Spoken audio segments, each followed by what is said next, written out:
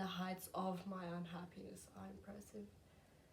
The world below mine, populated past its point with creatures who, friend and stranger alike, compete in unadulterated mirth, ignorant to the torture I endure, as a greater being sitting above them in every regard. They have neither cause for nor compulsion towards laborious thoughts of any kind. So slight is their suffering and so overwhelming their incessant celebratory delusions. I had no part in fashioning their will, and cannot say with certainty that there are beings greater than I who wield such creative potential. I know only that my actual dominion over other creatures is slight. If there is potential within me that I do not realize, then I suppose I am wasteful as well as wretched. As I am alone here, with no semblance of companion, confidant, or partner, so it is that I only know doubt and uncertainty. But as I sit here, compelled to make a decision, I cannot manage this pain any longer. Do I disappear, endeavour to join them, or do I just continue to wait? Endeavour to join them? Unlikely. Sneering little animals, so smug in their assertions that life is mired in loss and suffering, and that loneliness is unquestionable truth, and that any true happiness is but a delusional outright falsehood. Ignorant sneering beasts, so oblivious to their fecund fortune, surrounded by others with whom they can discern, categorize, and question the natural laws of the universe at such a pitiful, leisurely pace. What hollows I could reveal to them. How little they could imagine the depths of depravity in which I subsist. What magnificent tortures I could show them.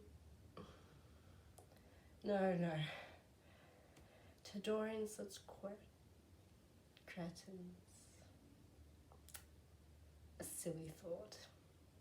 I am chained to my sphere and they to theirs, and there are no footsteps in which I could follow, and I was not born a pioneer. It has likewise been a fancy of mine that I could simply crush them with no regard at all for their enlightenment. But what then? My boiling hatred of their ignorance is the only semblance of companion I have, my only indication that there are corners to the universe other than my own, that the universe is greater than I, and so by default might there be others above who hold me in their pity? Stupid dreams of a poor girl.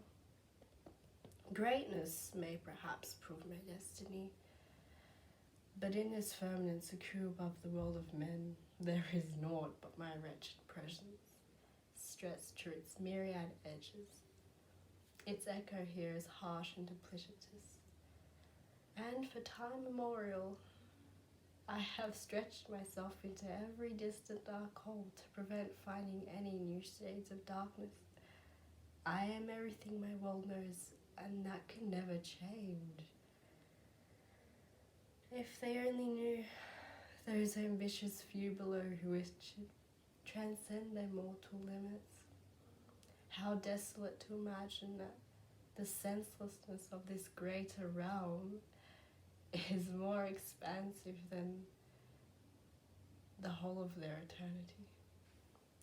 I suspect there is a limit to my being, but I know it will be broken neither by force nor goodwill. Yet I refuse to sit in imitation of the cheap, transient creatures below. And I will not pray, for the fruit of futile hope is heavy desperation, and the weight of my depression is already too intense for my withering spirit.